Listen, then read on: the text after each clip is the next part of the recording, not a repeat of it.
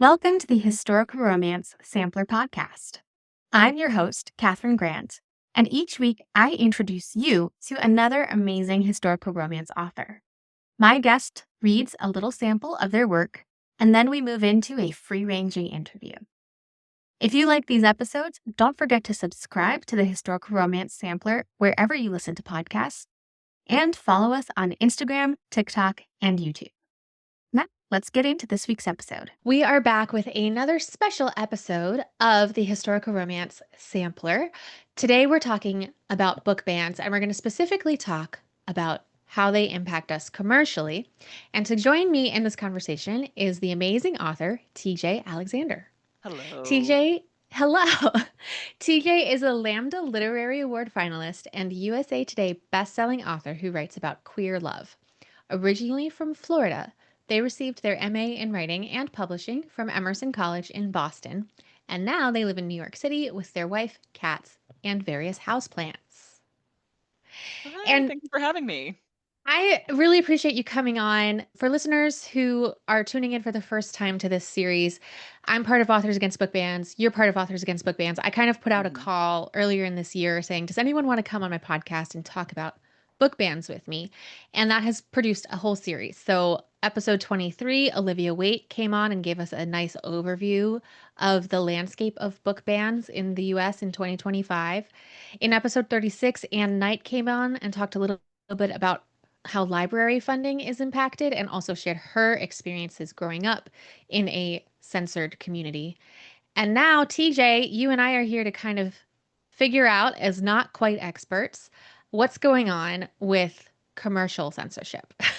Yeah, I'm so glad that you're letting me chat about this while still not having like any official professional background in this topic at all. I'm not a lawyer, I'm not a politician. I just am a guy who's been noticing some things, and they're things that I think the readership of our genre, historical romance, and just romance readers in particular, I think should be aware of. I think it's going to affect them first and hardest. And I think that they are going to be one of our best lines of defense against this kind of censorship.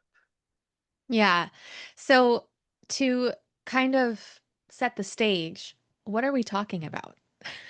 So, commercial censorship is any sort of part of the larger capitalistic system that affects the book industry, where by some weird mechanism, usually under the auspices of like, well, this is just good business, censorship is occurring and books are being either taken off of shelves or from digital storefronts. So, an example of this that has affected me personally in the past year or so is I've been contacted by bookstore employees or journalists who are covering local bookstores who have been the target of harassment from individuals who don't think they should carry certain books, and books like mine and mine will be removed from the shelves to appease those people who are complaining.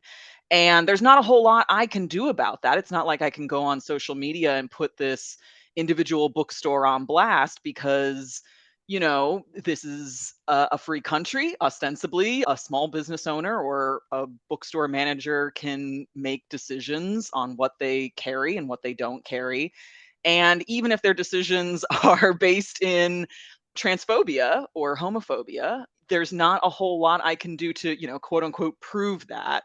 And even if I did, like, what court of law would I go to? What petition would be made? And, there's limits to, even as a traditionally published author, like I am, there's limits to what my publisher can do in this situation. They're hoping to sell many more titles than just mine to stores like this.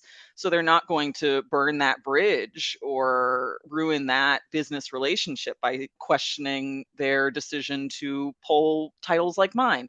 So it's a really frustrating situation where I'm being contacted by people who are on the ground or in the trenches and saying like, hey, this is happening and I know it's happening for these reasons. And I'm just kind of sitting there going, cool, that feels terrible and there's nothing I can do about it. So that's one, I think, very obvious example of commercial censorship. And the one that I think I wanted to kind of focus on in our talk today was more of the digital space that has the potential, I think, to really affect more queer authors and more readers of queer romance and queer literature. Just because simply like payment processors, banks that are behind payment processors like PayPal, MasterCard, Visa have been targeting certain digital like shops that sell content made by indie creators. A lot of the focus has been on video games, but also, websites like itch.io also carry ebooks, and a lot of queer and trans indie authors rely on these places to reach new audiences, to, curate an environment where their work has a chance of being recognized and selling. And if payment processors refuse to honor those transactions, then these marketplaces just sort of shrug their shoulders and say, well, we have no choice. We have to not allow this type of content because these credit card companies are telling us so. And this is all under the auspice of cracking down on, quote unquote pornography. But as we've seen time and time again in this country, whether or not a piece of media or a piece of art is pornographic is kind of besides the point. Whether it is or not, a lot of queer creators are going to be, swept up in the bans of that content just because of, rampant homophobia and transphobia that wants to label all of our art as pornographic. Right. Like, because, well, first of all, there's this like conflation that we see happening with like the children's book discussions where the presence of a queer identity is being labeled as pornographic, which is conflating someone's identity with sex acts, which is like not the same thing. Yeah, and And it says a lot more about the people who complain about this stuff, where their mind goes when they're told like, "Oh, this is my friend who's gay." Well, now I'm just imagine like, okay, like that's a you problem, really. But yeah, there is a problem, and we see this in the library bans as well, of conflating, like you said, any book that mentions a topic that is difficult or needs to be handled sensitively, that can just be, broadly labeled as pornographic by people who are uncomfortable about having those topics in books. And I just want to say super quickly, like, I am a friend of pornographers and sure. erotica producers. I think that, there is artistic merit to all of our different kinds of art. I think that it's important in this fight to stand shoulder to shoulder with these folks who are producing pornography. And the fact that we're getting lumped in with them isn't causing me to say like, oh, no, no, no, no, I'm like I'm different and legal, and therefore I should be let off the hook, and you go after them instead. I think this is more my stance is more of a function of, oh, I see what's happening, and it's very easy to lie to the average person and say, well, there's pornography on your children's school bookshelves. Don't you think that that's wrong? And, a person who knows nothing about the actual facts might say, like, well, yeah, of course that's wrong. I don't want that to happen. Yeah, I'll sign your petition. Yeah, I'll vote for you. And so I know that the slippery slope is to demonize, any type of erotic expression, which is, it's going to come for romance too. There is no safe echelon that a romance author can reach. There is no cleanliness or godliness that their love story can attain that will make these people happy, because it's not actually about, as we know, keeping children safe from products that are not meant for their consumption. It's about terrorizing queer creators. It's about making it impossible for those sorts of people to make a living. And it's about making it extremely difficult to access any kind of work that someone doesn't like. Right. And in this case, like, we're not talking about books that are being marketed to children. We're talking No. about books like, for example, I have explicit sex scenes in my books, and I Mm. sell them on various retailers, including a direct storefront via PayHip, which collects payment from Stripe or PayPal. And so if Stripe or PayPal decide to say, oh, we have this clause where nothing that includes depictions of nudity will be sold, then people would not be able to purchase my books. I've got bad news for you. Katherine, I've got bad news for you. I also, write adult books, meaning like for an adult audience, and some of these books do contain sex scenes as well. I use these payment processors for things like, my paid newsletter or Patreon, things like that. And according to Stripe's restricted business like terms of service, they say under adult content and services that they do not allow, this is a quote, I'm reading from their website, pornography and other mature audience content, including literature designed for the purpose of sexual gratification. So that is romance novels. Now, a lot of people will say, well, they're not going to enforce that for romance novels. They're not going to go after everyone trying to buy an ebook of Twilight or whatever, right? Like, they're just not going to do that. That's not feasible. And, that is correct currently. What it does mean is that because of this broad definition that these companies are using to define their terms of service, they can then point to almost any product, any book that they, for whatever reason, politically or whatever, feel makes a good target, and say, well, actually, because of this, falling under this incredibly broad definition that we have, you're in violation of our terms and service. And that means they can legally withhold the money that you have earned and not give it to you.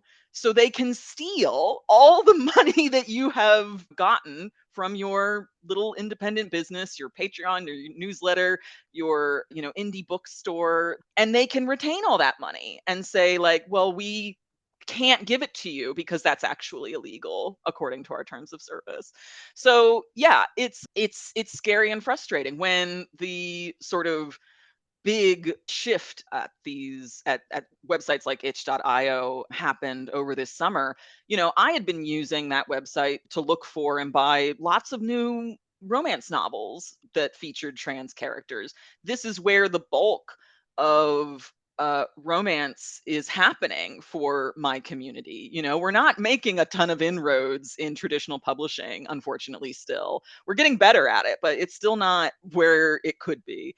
So I try and make a point of supporting and reading indie authors in the space. And when this judgment was handed down very quickly and without any warning, many of these creators, their products were just simply removed from the website. And the money that they had earned that was supposed to be paid out to them, in regular installments, was in some cases withheld. And they were told, well, now that you are violating our brand new terms of service that we have just updated without any warning, we won't be giving you this money. It's not yours anymore.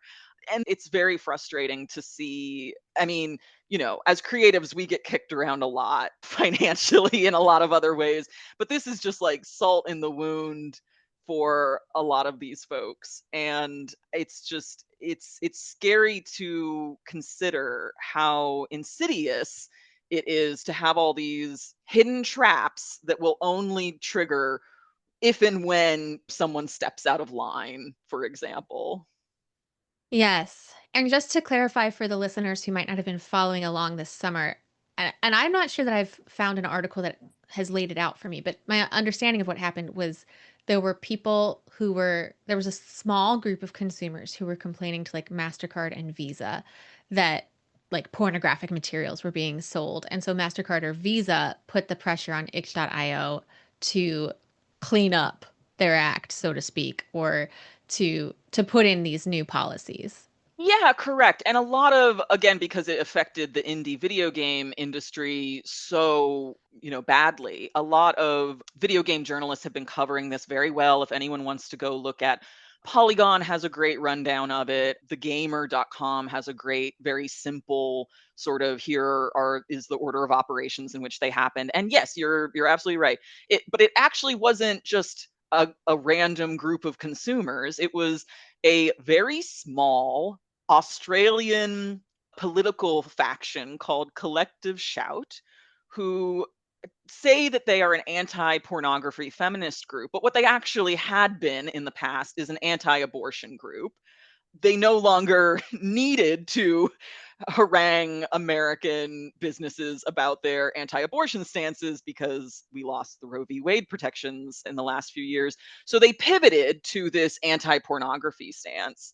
And they were the ones who approached Visa and MasterCard. And again, a very small, very, I would say, fringe group that isn't even based in this country, that doesn't represent any consumer in America.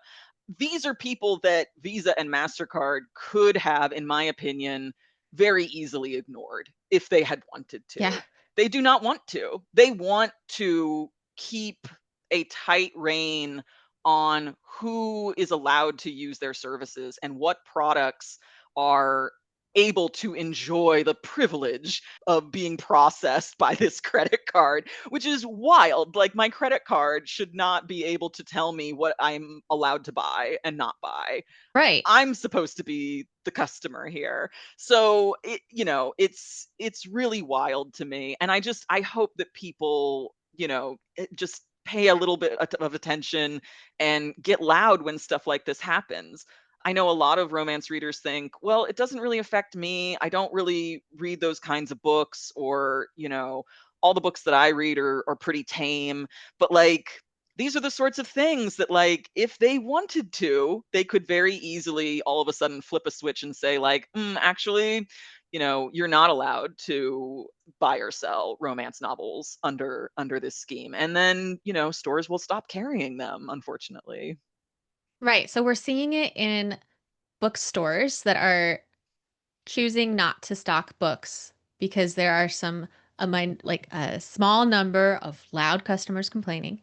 And we're seeing it in the digital space where you can no longer, where there's this threat that they will take down your content or keep your money and stop this sale of romance books.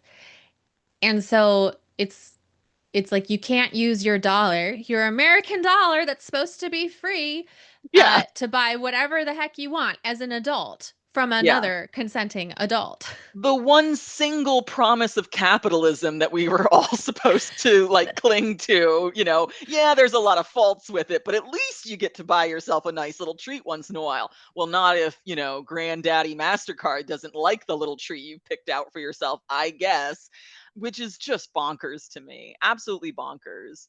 But yeah, I think it speaks to a shift in the broader culture as we see, like, fascism creeping into so much of our everyday life, where before we could just kind of ignore it. It's very difficult to ignore now.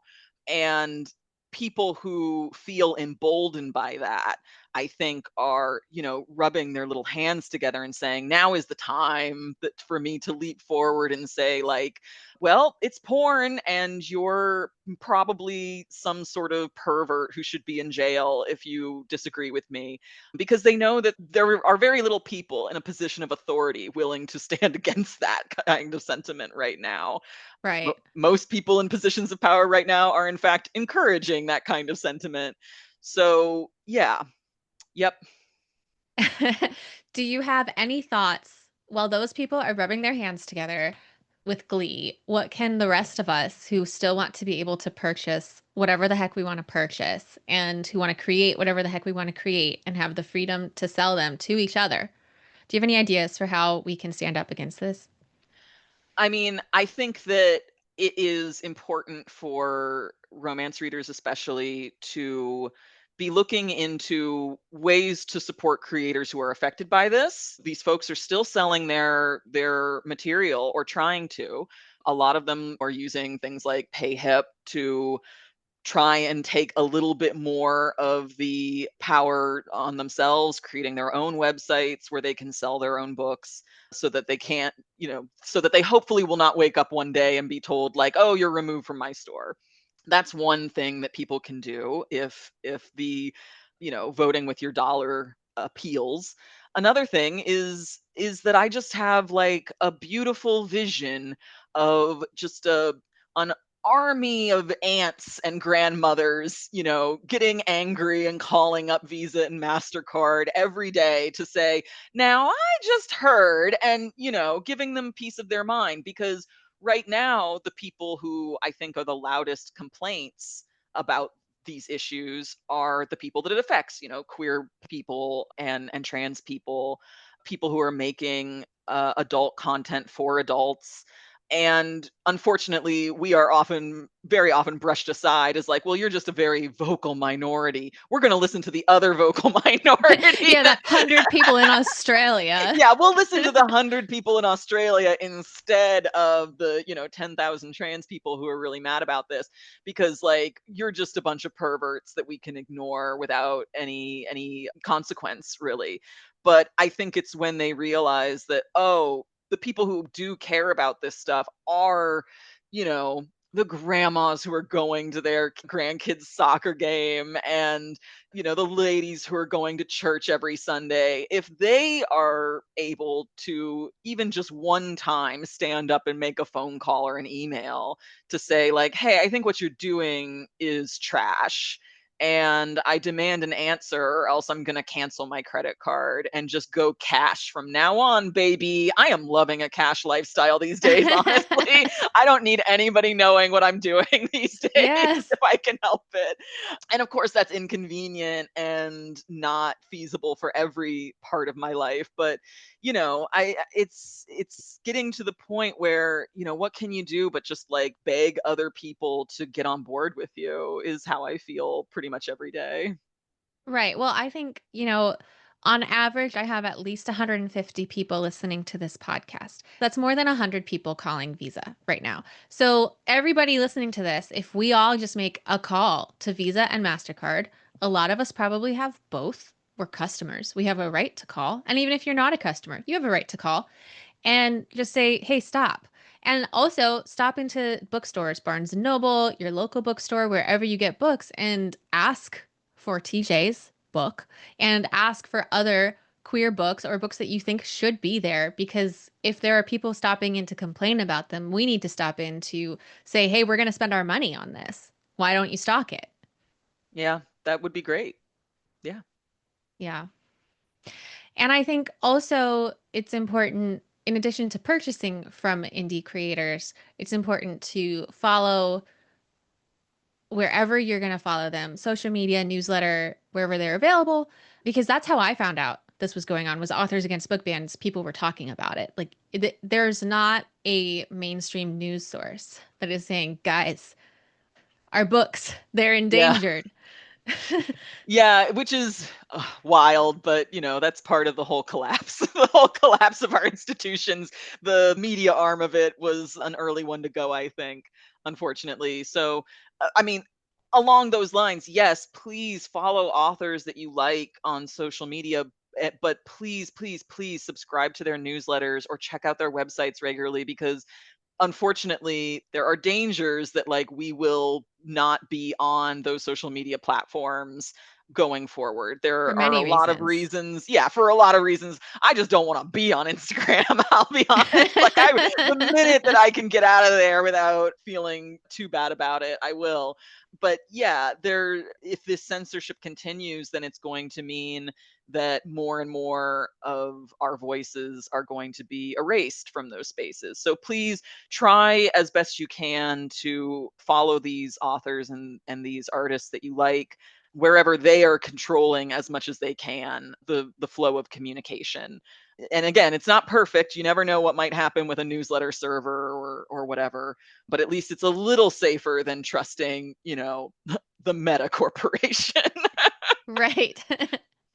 Yeah, and I've shared this before on the podcast, but I find a lot of historical stories about fighting against the oppression of free speech to be really inspirational. And so, as we've been having this conversation, I've been thinking about Richard Carlile, who was in the 1820s in England. He was imprisoned for publishing Thomas Paine's treatise on, like, basically religion, which was labeled as blasphemy. So Richard Yeah. Carlile was imprisoned for printing that.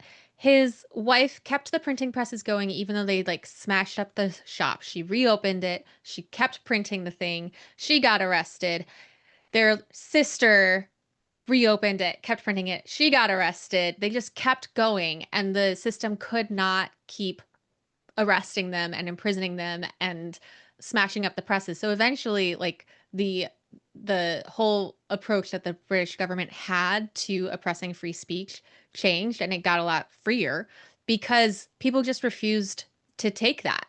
And I'm on Jane Hadley's serial story right now that's about the Civil War era, and she has footnotes that share real historical anecdotes. And there was an anecdote about a woman who was publishing a newspaper in Minnesota leading up to the Civil War, and she published a newspaper calling out the Minnesota leaders for inviting friends and letting them bring their slaves and not freeing the slaves because they were in Minnesota was as they were visiting. And the people that she was calling out were so mad that they broke her printing press. They threw it in the river, I think. And she just got another one and then renamed it, basically trolling them, and called it, the St. Cloud Democrats because that's who they were. And she was just trolling them. And she just kept going. And I think we are going to keep going. We've been writing romance for ages. We'll continue writing romance for ages. People have always been queer. People will continue to be queer. We want to remain safe. We want to remain doing this. And like you said, I'm not a queer person, so I'm going to say we non queer people need to bring our voices to the forefront because queer people have been fighting for so long, for so much. And, we need to buffet that and protect and be in front. Um, Yeah. so please, romance readers, assemble, Yes, unite. please. Please, please, please do that. Yeah, along the lines of what you were saying, when the first real waves of censorship were gaining speed earlier this year, I think myself and every other queer writer out there was starting to really come to grips with the idea that, like, oh, what I do for a living could potentially, in a very real way, be criminalized soon. And, that's a very scary thing to have to confront. And I was talking with one of my colleagues about it, and he said, "Well, we've always found a way. Like, we're not going to stop. Like, this won't stop. Like, sorry, trying to make things illegal, that doesn't stop us." we we are descended from an invisible, untold number of generations of criminals. And when I say criminals, I mean people who have been criminalized, who are doing things that are crimes only because they have been defined as such by the ruling power. And we have written our stories and shared them and mailed them in underground ways for centuries, and nothing is ever going to stop us from doing that. But yeah, we'd love to be able to do it in a safe way. We would love to be able to make a living, even a modest one, doing it. And if it comes to it, we'll still keep slogging along. It's just, I would love to not get to that point. And, unfortunately, that means trying to get a lot more people interested in this kind of fight. Yeah. Yeah. Well, TJ, I really appreciate you coming on and talking with me about this. Like we Thank said you. at the beginning, neither of us are legal experts or experts of any In kind. anything. Literally, I'm not an expert in anything. Please do not ask me for an expert opinion. I do not have one. But we are experiencing this and we're hearing other people experience it. And so we wanted you, readers of romance, to know. And I hope that you will join us in taking action against this. And I'm going to put in show notes those articles that you mentioned and also your website so listeners can go find you and your books. So is there any particular website, newsletter, social media that you really want people to go to? Yes, please. You can sign up at my newsletter at my website. I talk about all sorts of things in there. I usually have fun little links. And yeah, I would love to have you. Great. Thank you so much, TJ. Thank you. That's it for this week. Don't forget to subscribe to the Historical Romance Sampler wherever you listen, and follow us on Instagram, TikTok, and YouTube. Until next week, happy reading!